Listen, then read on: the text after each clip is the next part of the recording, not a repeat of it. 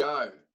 Okay, hello, my name is John Barley from Right Track New Zealand Limited, and today we're going to be talking to Timi from the Tu Tonu Rehabilitation Centre in Hamilton. Let me just give you a little bit of background to Timi.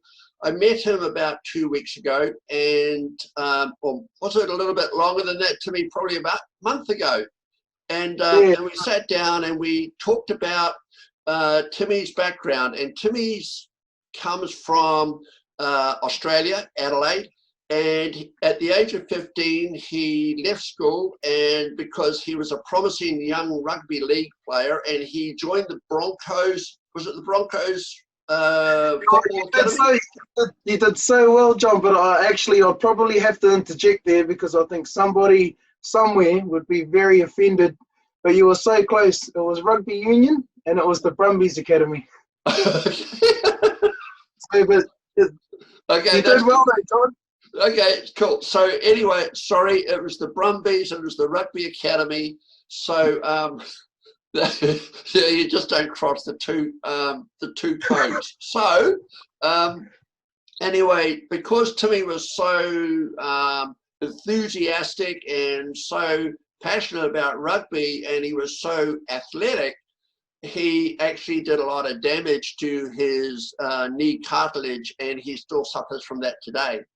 So after about 3 operations, he was told to back off, and so he then had to reestablish his life and where he was going to, and he actually had some transformational times of his life at a very young time, and he was in this sort of lost place. So he actually had to find himself again, and he went off and tried to find work with his fellow brothers, I suppose you'd call it, in food processing businesses.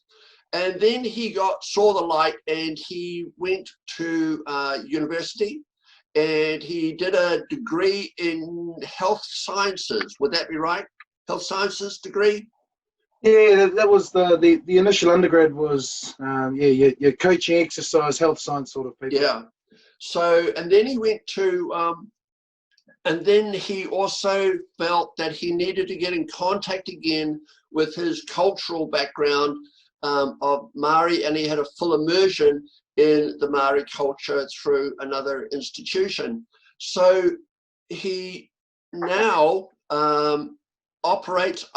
runs the Rehabilitation Centre in Hamilton, and that story itself is very inspiring for a young man who hasn't even reached the age of 25, but it's his passion and it's the motivation that has actually got him to where he's at now, but he's actually also able to deliver what he believes to many other people and to his whānau and to his whakapapa.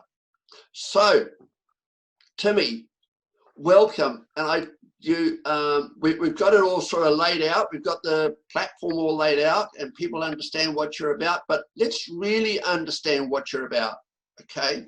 And I'm going to. I'm always engaged with what people have around the neck, specifically the Indigenous people. And you've got a Maori keystone there. Well, what does that actually represent to me? Yeah, well, first and foremost, John, nei rā te mihi ki a koe. Thank you for your time this morning and for organising this. And thank you for that beautiful introduction. It did talk to, as John alluded to, the first 25 years of my life were spent in Australia, and they were spent really sort of unsure and looked Māori, being born and raised in Australia, but yet I didn't really know what that meant, or I didn't understand what being Māori was, and I suppose growing up in modest South Australia, not many people know about South Australia. They know about Queensland and New South Wales and Victoria, but not many people know that there's a couple of states between, or a state and a territory anyway, between the east and the west. So, I mean, that was a really interesting experience, that the cultural lens and the cultural picture in a place like South Australia is probably quite different to a lot of the rest of Australia. I have 5 siblings, and thankfully, I'm one of 5, 4 siblings, and thankfully they're spread out sort of throughout Australia. So I was able to, throughout my growing up, spend quite a bit of time in different realms. So I think probably circling back to the pounamu that I'm wearing around my neck, it was actually a 21st gift. So I've had it around my neck for about 9 years now. And it's travelled with me through many different places. We've travelled around the world together. And to be honest with you, when I was being born and raised over in Australia, they looked cool, just like the tattoo looks cool, and the taiaha looks cool, and the looking like a warrior, that looked cool. But then, as you mentioned before, at 25, I thought, actually, hang on, there's something else here, So I actually came to New Zealand. I came and lived in Hamilton, a place that I'd never been before. And I drove to a Facebook ad, and I've spent the last 5 years of my life really trying to unpack and understand what it meant for me to be Māori, and further to that whakapapa lineage and how we were sort of linked. And it's really interesting because throughout that time, I really felt like I've been able to understand myself better. I've been able to internally understand myself. I've been able to connect with this land, with the moana, the ocean, the ngahere, the forest, the papatuanoku. And it's really interesting, actually, because then I've actually delved deeper into the meaning of pounamu. And I'm in this really nice place of, as we spent some time last time we caught up, and I think we'll talk to a little bit today, my perspective of why in the Māori context. I think this is another really good expression of why and water and its usage. Even when you delve deep into the pounamu and how it's presented, you can see all the different shimmers and all the different, you hold it up to the sun in a different way and it tells you a different story. That talks to the ways that the oceans have moved and caressed over the ocean floor, how the tides have gone out, how the moons come up and come down. And I've really started to hold on to this as almost like a superhero Iron Man source of power type thing. I think, John, it's been a really interesting internal journey for myself. And I suppose that's why for me it's been about trying to understand myself, delve into who or what I am, and then that's really given me a much greater understanding of what this pounamu is that I carry. And it's also been a really humbling experience, because I'll also remember when I first got this, oh man, look at that, that fella's got a big one, or look at her, she's got a big heart-shaped one, or there's a koru in hers. And there was sort of the temptation to look at the aesthetic physical realm and think, that's I want to look a certain way. But probably the expression of the last 5 years of my life anyway has been delving into the crux of internally what it is to actually feel and be a certain way. So, yeah, bit of a long-winded answer, John, but hopefully that gives justice a little bit to Let's talk about the why, the WAI. And I've been thinking about this over the past 4 weeks. And it's a beautiful concept, because in business, they talk about, what is your why? As in WHY, right? Simon Sinek says, we no longer have to talk about our why, we have to talk about how we do our why. What is our purpose? What is of having our business? And then you added in this other little concept of why, WAI, and the why aura. And so I thought, wait a second, it's all to do with understand your why, as in WAI, to understand your why, WHY, to understand the flow of the business, but also the flow of the business from the heart of the individual. So, okay, I've passed now, I can go. No, so from your business is very successful. Your story about how you built your business and the doors that you knocked down, and the no's that you got, and you were still able to force your way through that. With businesses today, a lot of business owners, a lot of entrepreneurs are really, really hammered. You know, they're getting these no's left, right, and center. How important is, what do you call this thing down this pendant? What do you call the pendant? So it's greenstone, but yeah, pounamu. Pounamu. So with your why and your pounamu, how has that helped you be resilient and forceful and persistent to deliver and create what you've got today? Yeah, cool. Yeah, so I suppose I probably should give a little bit of context to what you and I are talking about, because I imagine a few of the viewers will be trying to figure out and put it together. I'm glad that you've reflected on it, John, because I'll be honest with you, it's something that I've reflected on, well, the last probably 4 years since coming here and then actually delving into te ao Māori, tikanga Māori and te reo Māori.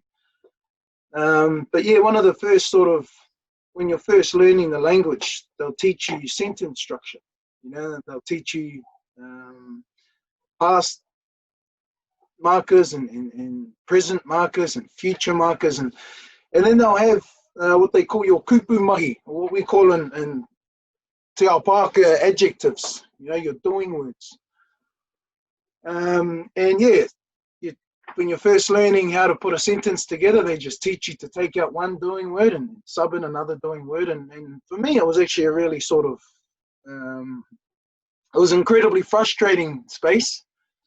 And that was because I realized I had to actually change how I learnt. I had to change my systems in which I engaged with content, and I actually absorbed information. I just finished, 7.5 years at the university on top of the double degree undergrad. There was also a master's, and I was very indoctrinated in the Western world of academia. So when I first came into te ao Māori, it was quite a hard case story actually. My cousin and I, we first went into te arareo.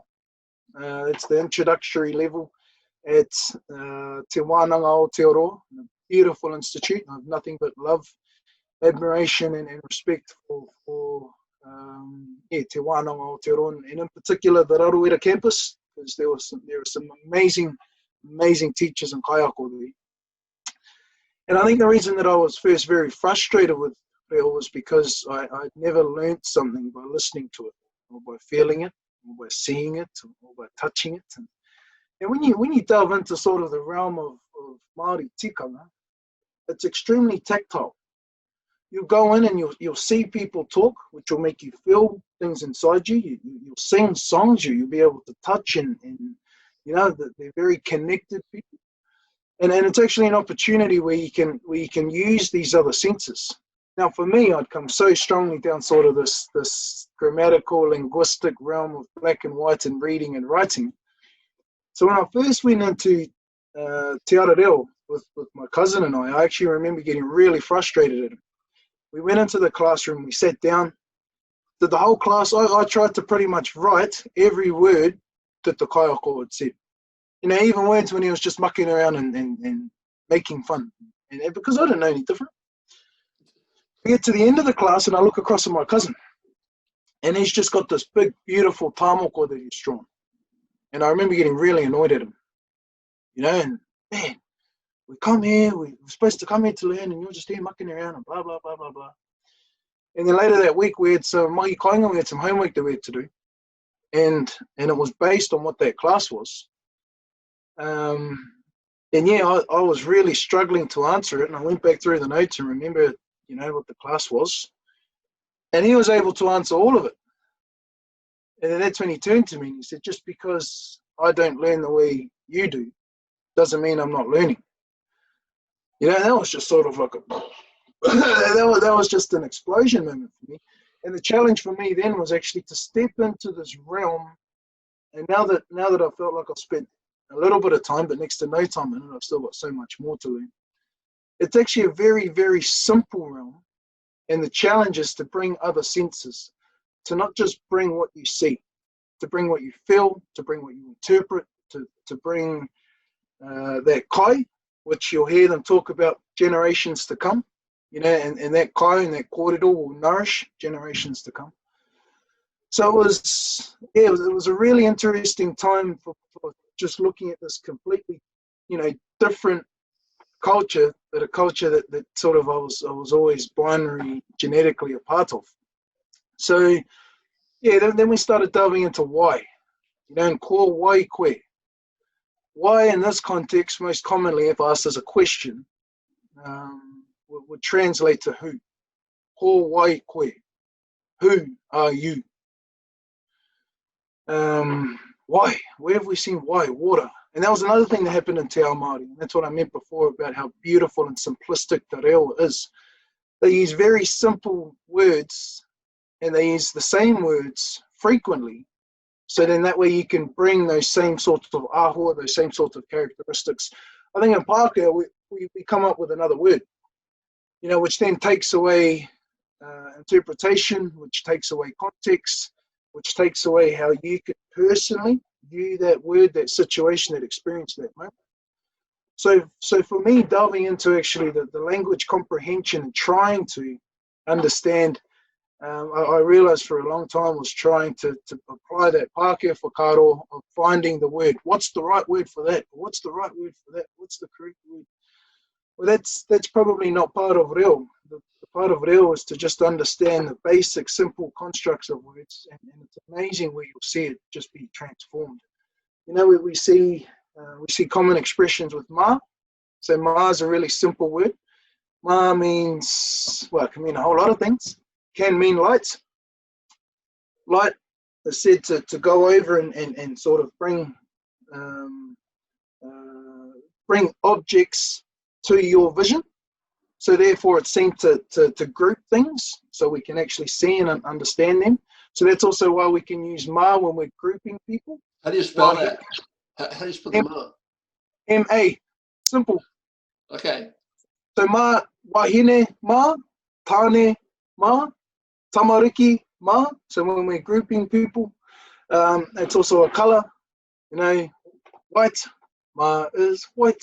So it's and then you'll see it put on the end of different things. And again, going back to light, rama, you know, so there's beautiful ways in which Māori will use a really simple word, but they don't just use it once and throw it out. You know, they try and build on the whakapapa of what that word is and what it means and where it comes from. So then that way, how did all this coming together of this great understanding and this beautiful way of looking at, as you say, it's tactile perspective of things. How did that actually give you insight into creating the business and the organization that you've got today? Yeah, well, and I suppose it's still in that same previous question. It was in me understanding the why. So if we go to why, and I'll apply that same sort of thought, you know, we looked at ma being used a few different ways. Why, who are you? Why is also water, which I really loved. So now if we start to interchange who with water, it actually starts to explain a few things about myself. So there's times throughout the day when I can just be sitting there in an extremely peaceful manner. I can feel very calm. I can feel extremely settled. And no matter what's happening in the world, right then in that moment, I'm together, I'm collected, I'm tau, I'm settled.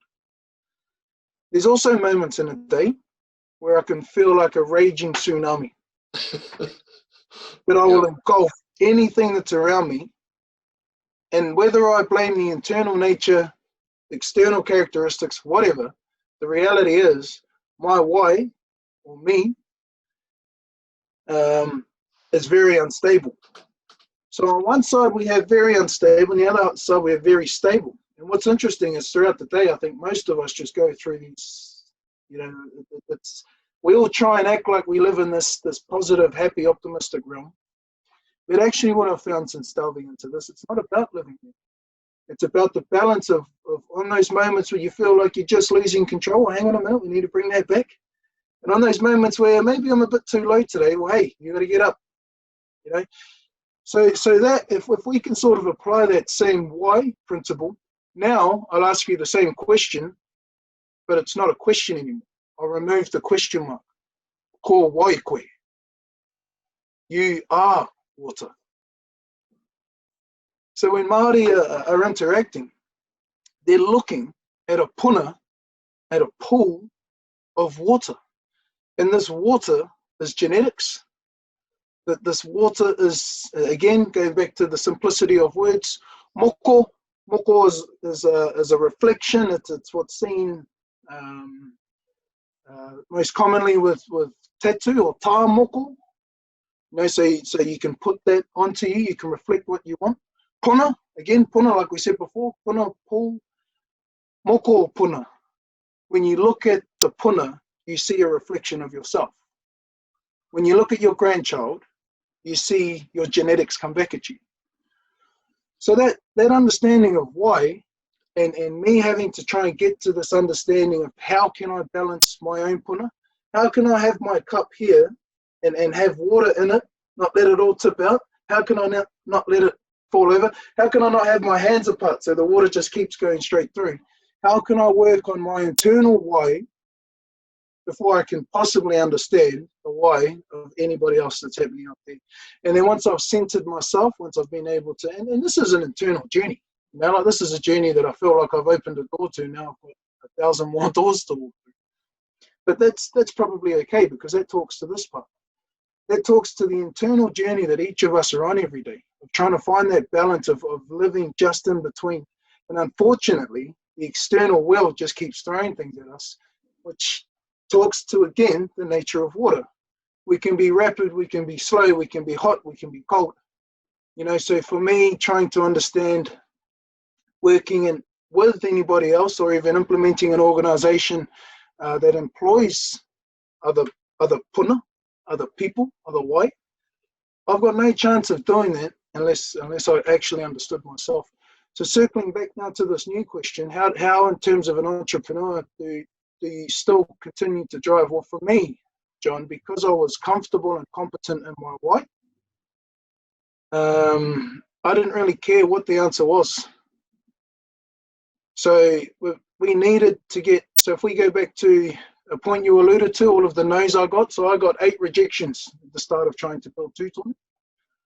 The reality was my why told me that I wanted to build a holistic centre where whānau could all come together, and you know, and that's my why. So how can I get to that point? Well, I can ask these organisations for funding, and if they say no, well, that doesn't matter, because I still know where I'm going. Because I know my why and I know what my endpoint's going to be, I know what the tikanga of this pathway looks like, these people coming in along the way, I'll go and talk to them. And, you know, it would have been really, really nice if one of them said yes. and there were obviously some pretty dark moments in that. But, I mean, the reality was we didn't fit any boxes. We were a new, innovative model that no one had heard of or seen of before. So how could we expect our innovative, modern, disruptive approach to fit into traditional conservative models? Whoa. Okay. So the other thing that I'm really interested in is this karawai. Okay. And the reason I'm interested in that is because I've been trying to find a meaning for businesses to understand the connectivity of everything that occurs in their business. Okay, but also how do we actually show them the value of their history and their culture and their people and their environment, etc. And so the other weekend I was listening to this documentary about the Maori karawai, and it suddenly just all came together, and I thought, wait a second, if we could actually apply the karawai and the theory and the concept and the stories that relate to the karawai into business today, that would actually support their why, as in WAI, and also their why, WHY. So my question to you on the Korowai is, do you consider that my thinking is right? And what can businesses do to actually implement the Korowai, or have you actually implemented the concept of the Korowai into your business? And how has that actually been a benefit to your business? Yeah, interesting. And probably a conversation that you and I could walk down multiple rabbit holes venturing through. Excuse me. A few different concepts in and around the Korowai and manaki. Manaki, kaitiakitanga, or looking, looking after people. And that's why I say there's a few different usages for Korowai. You can delve into this deeply traditional practice, and even and delve into those that were I would say privileged enough. But when you actually go through a lot of these historical narratives, geez, there wasn't a lot of privilege in what they actually had to do if they were the one that wore the Korowai. They were rangatira, they were chiefs, and they had to do some really challenging stuff. There's a lot of becoming of a man kōrero behind the donning of a Korowai and who actually wears that.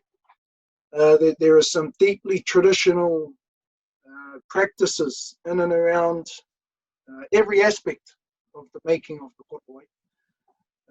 And there are whānau that have been historically honoured in this space as being, the masters of creating this.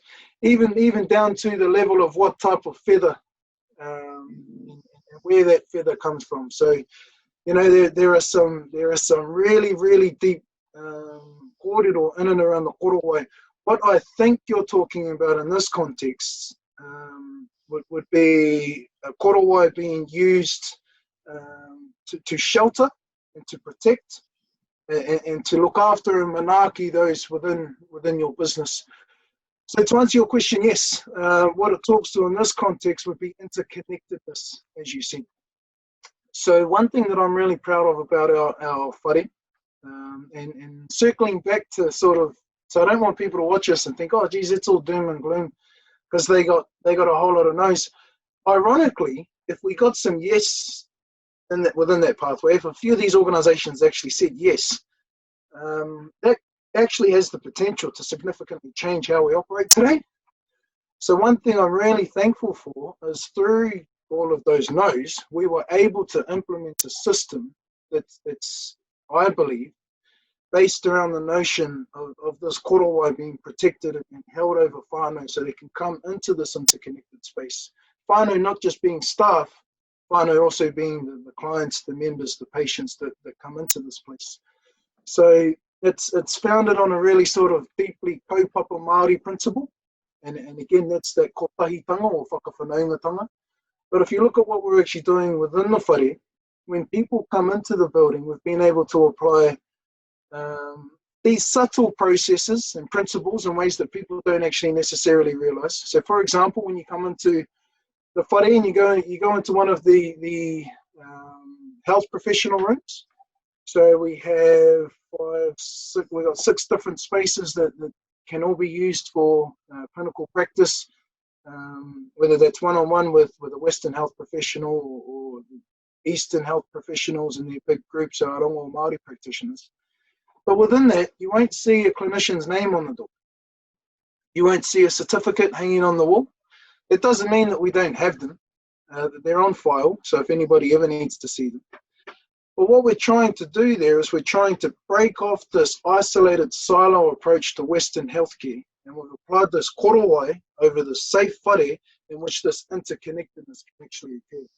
So we've tried to really encourage people to get away from this isolation, get away from this hierarchical place where I've got more letters after my name, so I'm better than you. even as small as the clinicians don't actually own the rooms. So we've broken down, and we've spent the last year as a whānau and as a group, Tu Tonu as a group, we've spent the last year really trying to look at what our culture is, and actually how and why our approach to healthcare is very, very different to current Western mainstream models of healthcare. So without being able to give them a safe environment in which there has been protection for our whānau to come and do that, it probably wasn't going to happen. So this notion of manaakitanga and kaitiakitanga, which in this context of us talking about the korowai, that was a founding principle that probably drove at the start of this the fear of failing that, or the fear of not delivering manaakitanga, or the fear of not being able to hold a korowai for our whānau to come and practice, was probably a really big driver in my, whether it's a stubbornness or an unwillingness, I'm not sure. It's probably quite cynical, and if there's any psychologists out there that are analysing me right now, I'm sure there's a word for it. But the reality was, I was that scared of not being able to deliver this space because I realised how vulnerable the space was potentially, because of how different the space was. So yeah, for myself and for us as sort of if you go up into the hierarchical structure of Tu Tonu, that's always been a driving, motivating factor for the pillars of Tu Tonu. And the flip side to that is then when our whānau come in, they feel really safe because they feel like they come in under this korowai. They come in under the sheltered feel of interconnectedness, and instead of them feeling isolated on this journey, they can go in and they've got multiple points of contact to talk about their own health goals. Okay, one of the challenges in this new normal for businesses is the issue of businesses no longer being in one location, and they've got people now working remotely. Yep. So in the last few days, I've been thinking about one, the korowai, but two, about the equivalent of a totem pole to basically give that connection to people, even though they work remotely, bring them that connection to a center point, a center value, a center belief. And thus I use the term the totem pole, because the totem pole defines the boundaries of a tribe or of a nation. So how does that thinking fit into the Maori philosophy of people being remote, but they are still connected? Yeah, so I think when we look at, especially in New Zealand, rural diversification, and we look at urban populations living rurally, I think that there's no doubt, and no one disputes, that Māori live rurally, yet still in a very connected way. Like, and even in a place, so for me, geographically coming to a place like New Zealand, the Waikato Rohe and province, it's big, but from where I've come from geographically, it's not a very big area. And I could probably apply most of that for Kairo to a lot of New Zealand. Yet within, Tainui, Waikato, for example, there are 68 marae. So when we think living out rurally, it's still being really connected. Māori, they've done it forever. The totem pole equivalent in Te Ao Māori, and I've referenced it a couple of times, ko te pou, P-O-U. And in the similar sort of way, pou is a foundational pillar. And these can be points metaphorically that people can spiritually harvest onto and salvage from. So these could be po within, so te ao Māori, there could be po within te reo Māori, you know, so the language. And, you know, for example, te whare hui a Milroi, I tērā tau unfortunately passed away, and he is what in that realm of reo, he is very, very largely regarded as a po, as a founding po, and so much so that there was a class that he delivered along, you know, to other po, but that's now severely changed what the construct of that class looks like moving forward now, because that po no longer stands. You know, so whether it's living in that realm, in a physical realm, we hear people talking to anchor points that they anchor onto, and a po that they want to anchor onto. So when I think of po and I think of Tu Tonu, you know, I probably use those terms interchangeably, because that's sort of the picture I've got in my head. I've got this picture of Tu Tonu being this founding po, and that's everything of who and what we are, and it's everything of who and what we are as a group. But then further to that, John, is the challenge of, well, what does that mean? Do you actually delve into then formalizing and normalizing ethics? Do you actually delve into looking at how we construct ourselves within that place? Do you actually give individuals the opportunity to go and understand their why? So for me, each staff meeting that we have, we put on, we have an in-service every 2 weeks. It's a 90-minute in-service. We put on fully catered lunch for them. They all come down and we'll have a PowerPoint presentation so we can talk through a couple of things. And the back end of those sessions, actually, we all come together and we look at treating an area.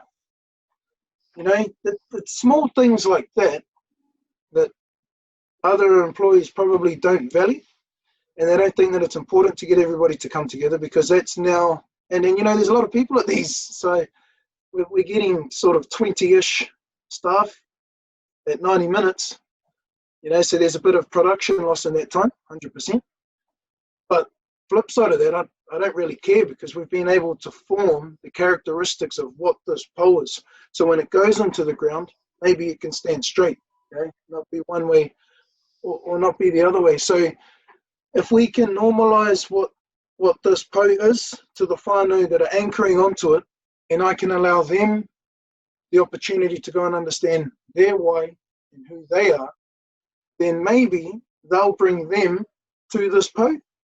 So whether they're working rurally, whether they're coming into clinic, whether they're working from home, it doesn't really matter, because I trust that they're working on them to contribute to this community.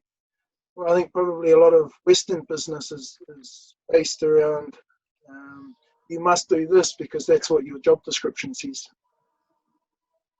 Whoa, okay. I'm very, very conscious of your time. What is the time? 1:45. Okay, so we've still got a little bit of time. So, you know, talking to your people when I visited your premises, it was quite insightful in that the young lady who showed me round was indebted to your leadership style and to your openness and your perception that it's not the skill sets that they brought or could bring. It's you basically brought them on because who they are. And so I took that on board, because I've actually met some people recently who have said the same thing.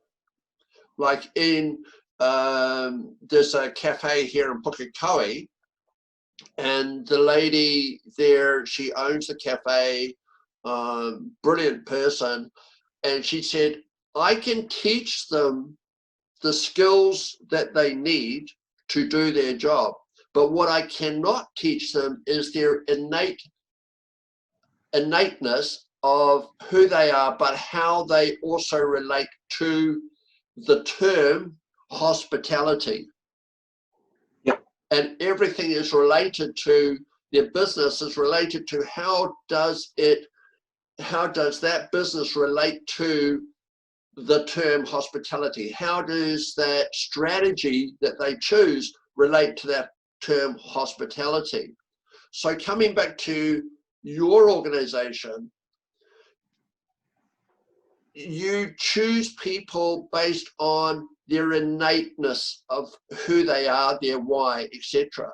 What do you use to actually scope these people to understand who they are so that they are of value to your business? Yeah, great question. It's I don't know if it's ever sort of been summarized like that, because certainly it's not my intention. It's I almost sound like I'm walking down the street just hiring people, because I think first and foremost there's always a role or something that we need to fill, and especially as a first year business, we had to be really sort of calculated as to what roles we could look after in-house and what roles would need to actually externally go out to. And just to tautoko on that corridor around hospitality, actually it's been amazing in that journey how many answers we've found internally, but it's taken a long time. It's also taken me, I understand now, it's taken for me to take a step back and instead of think we need to find the answer somewhere else, work on potentially delivering the answer internally within us. So it's then meant that people are wearing different hats. We've got builders that are half-time builders, half-time chefs, because they are qualified chefs. I've got a rehab coach that's a half-time rehab coach, and we've got builders and personal trainers, and then we've got a rehab coach that's also a chef. So we've got people that are just working in different realms, but still, obviously working within the whare. And I can't think of a job description anywhere where I would have seen it say personal trainer and chef, as part of the same job. So what we've sort of done is as I said before, we've changed our mindset around a job description, and we've really encouraged what skills do people actually have, what do they come with, and how can that help us. Obviously there's been a primary role in which we needed to fill, so if we needed to fill a receptionist, for example, because our healers are, and this is a conversation that's actually that's happened within the last couple of months. Our healers' capacity's gone through the roof now because of ACC cooperation, and we're working together through this space, whatever that looks like. So now we need to get a receptionist. All right, what do we do? Do we jump online and have a look at all these receptionists? There was a young girl that had been coming into the clinic. She was seeing myself for physio actually, but then was also coming in, every other day doing all of her work, doing all of her rehab stuff. And it was just a random off-the-cuff question, I was, so, what's going on with, what are you doing? She goes, I work I'm a lifesaver at the pools, 12 hours a week. Yeah, I train. Okay, cool. But where and what do you actually want to do? No, where do you want to go? And so I wanted to play netball, but the surgeon said I can't. And then I said, okay, we'll come in, and that's what kicked off the physio. So we had a look, and within 2 sessions, she was able to tick off all of her goals and actually do everything that she wasn't able to do. The surgeon said she wouldn't be able to do. So then it was a point of, okay, well, you can move now, so you're going to go chase this netball goal. So actually, maybe I should. And within 2 weeks, she's now training with the Waikato Magic Bay of Plenty training squad. And this is a young girl that 2-3 weeks before this, she'd written her life off and didn't want to do anything, and just, and gave up on her passion. And just saying, there's so much more that you could do. Now what do we do in terms of the work front? So I really don't enjoy going there. It's just because I know I can't get a job anywhere else. So that to me was a perfect opportunity to upskill and work with someone, because they already had all of the core characteristics and components. They were dedicated, they were motivated. Once we gave them the tools to be able to navigate out of the space, they did it. There are a lot of people that are claiming to be in these challenging spaces, and then when offered the tools, they still want to sit in these challenging spaces. So that for me was a really, really positive characteristic, and that's something that you can't really train. When you delve into core waikoi, that's something like that. It's sort of, you got it or you don't. So for me to see this in an 18, 19-year-old young, broken Māori girl, we've got a potential to sew into this young girl. And interestingly enough, John, that young girl was actually the same girl that took you on your tour. So it's yeah, and that's not uncommon to the 38 staff that we now have within Tu Tonu. There are a lot of stories like that, but I suppose there's no right or wrong answer. I don't think there's a checklist thing. I think for me personally, it's actually connecting with someone first. Once we talk, once we connect, then I've got a pretty good feeling of where or what's going. And it's quite interesting actually. If I can sort of apply the same kōrero to what happened with our physios. So I had 2 or 3 physios that I knew really well. Since I got to New Zealand, I got to know with, I got to work collaboratively with. When I was building Tu Tonu, I said, hey, I'm doing this, so I'd love for you to be a part of it. And then they said, yep, no worries. So they had a job a year and a half before the building even went up. The building went up, we're having to get all the systems going and all this sort of stuff. We're due to start seeing patients in a week. Oh, crap. What's Abi's address? Or what's Abi's date of birth?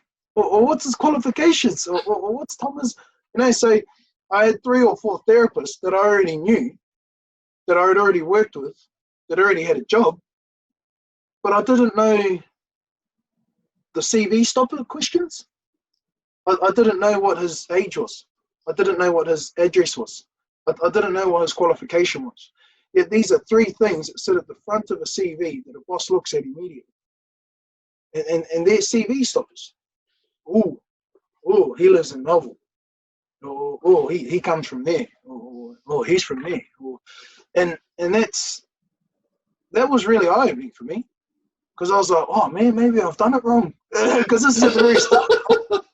Before we open, like, man, maybe I've done it wrong. What if we do need to get all of the credentials? And what if we do need all of these CV people? And what if?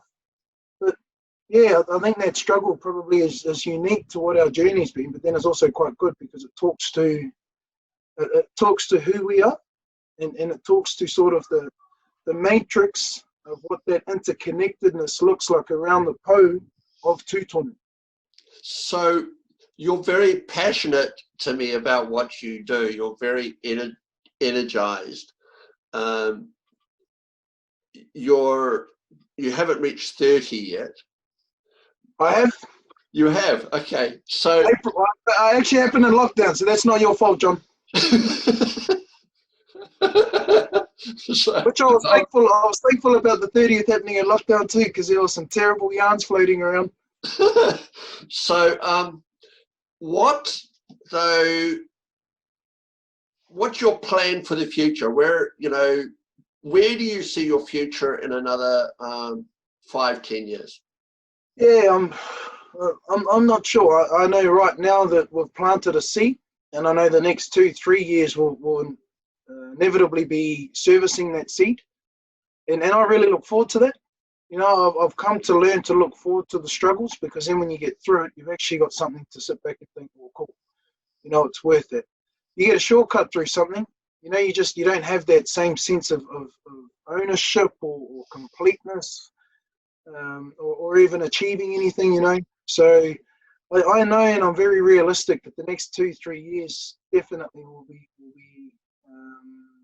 centered around servicing the seed that we've planted here in Hamilton and here in Kirikiriro and within the Waikato Rohe. and in terms of growth and all that sort of stuff, there's a lot of people that are asking questions, especially in an election year. And they want to know when a model like this, can mobilise. And we would love that. I'd love for that to happen, but at the same time,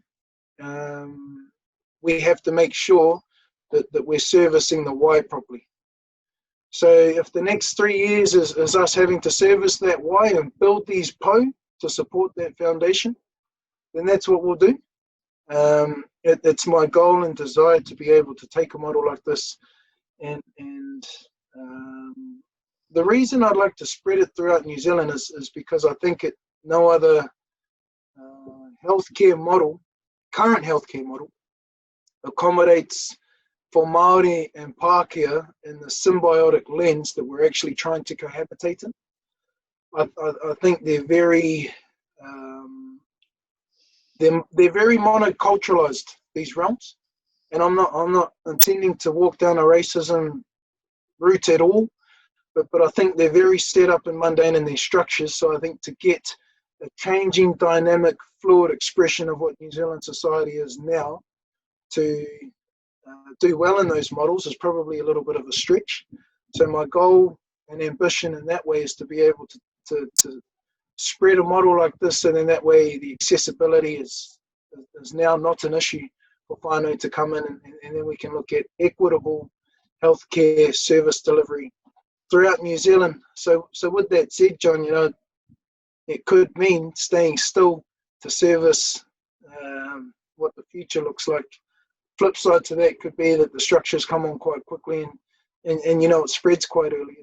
It's tough when I've got a goal and a drive to be able to look after as many as we can, but at the same time, my cynical, realistic side taps in and says, hang on a minute, we just need to make sure that we're dotting all the I's and crossing all the T's. Do you think you're very vulnerable?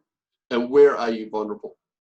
Well, I think everybody's vulnerable right now, especially in the current landscapes. If we look at COVID, I think the technological adaptation for a first-year business within the middle of a health pandemic that does not satisfy government subsidy, i.e. tax buyback or wage extensions based on March last year because we didn't exist. That in itself, that one sentence just shows everybody just how vulnerable we are. So I think there's definitely vulnerability in and around current landscapes and us having to adapt to that. I also think there's a lot of vulnerability in people copying what we're doing. I know that that's happening. People have no issue in telling me when a new health clinic's being built, so much so they even send me the websites or the exact location. And we don't own this. This isn't for us to be the only people in the world to treat. This is for us to get current models to look at themselves and question if they are actually delivering equitable services. And if we've provoked innovative thought, cool. That's your why, as in WAI, is your PO, is your point of difference. It is your story. It is your story, and nobody can replicate that story. 100%. So, from a business perspective, I'll never expect people to try and be me. So the challenge is now when I engage with somebody else like you, John, you've got your own why, your own PO, your own story. So instead of trying to get you to be me, I need to try and see how you can be you within us, and we grow this community together. Nice. Really, really nice. So let's dial it back a bit. Well, sorry, John, I'm just looking at the time. Yeah, are we? Okay, that's cool. So, Timi, it's been an absolute pleasure. And for a young New Zealander, you have got so much potential, and I only hope that those people that listen to this podcast and watch this video will gain value and it will help them overcome their vulnerabilities in these difficult times. And I think the most important thing is understanding the karawai, understanding their why, and understanding their po. And again, three specific identities, but to create a whole. So thank you ever so much. And we'll just say ta-ra, and we will meet up again. I'll come down to Hamilton and we'll have a cup of coffee at a time where you've got space in your diary. Yeah, no, for sure, John. And just to you, thank you for sowing the seed into this garden, into this kaupapa. Now, just like I talked about servicing Tu Tonu, you've got your own kaupapa to service. Hey, we'd love to continue to support you in the space. So don't be a stranger, even if, who knows, we might get one or two people that watch this, and that one or two people might want to hear something else again somewhere down the track. So I'd be more than happy to organise something. But yeah, to you and all those going through these unprecedented times, we just wish you all the best. We know that we'll stand united in this front. And yeah, nā manaakitanga, nā te rongarawa ki a koe me tō whānau hoki. So yeah, just want to extend the well wishes to you, John, to your whānau, and to all of those within this interconnected network coming under the korowai of the mahi that you're laying down. Nei rā te mihi ki a koe te rangatira. Beautiful, thank you. Kia ora. Kia ora, John. I trust you enjoyed listening to the podcast and hearing Timi's story. Listening to the podcast a number of times myself, I think there is so much information in there and what it can actually do to assist businesses and assist business leaders in understanding how they can actually transform their business, how they can create a culture within the business that is going to weave together all the various components so you create and can create a shelter and a place of safety for your people, for your employees, for your staff. Because it's that culture, it's that woven interaction of all the various components of the business and its environment that is going to cement and create a wealth of knowledge and total well-being of the organization. So what can we learn from the Maori people, or for that matter, any other indigenous people of, their lands? So we are primarily visitors. We are New Zealanders here in New Zealand. We're all New Zealanders, but what can we actually learn from the indigenous people? What can we learn from their spirituality to actually identify who we are? And can we actually implant that into our businesses? So I wish to say thank you to Timi for his openness and his friendship and the way that he explained how he has created this culture of safety and growth within his business in a very, very short time period. So if you wish to discuss any aspect of this podcast, I'd love to hear from you. So please contact me, John, at Right Track.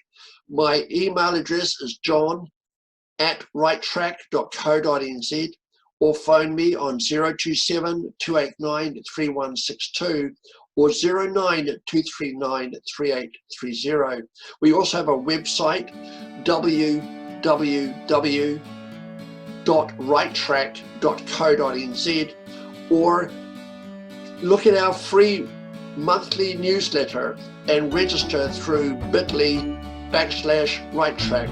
So that's bit.ly/righttrack. So until next time, I look forward to meeting with you again and meeting some other interesting people that I have lined up for our next podcast. So have a good evening or a good week and a good month, and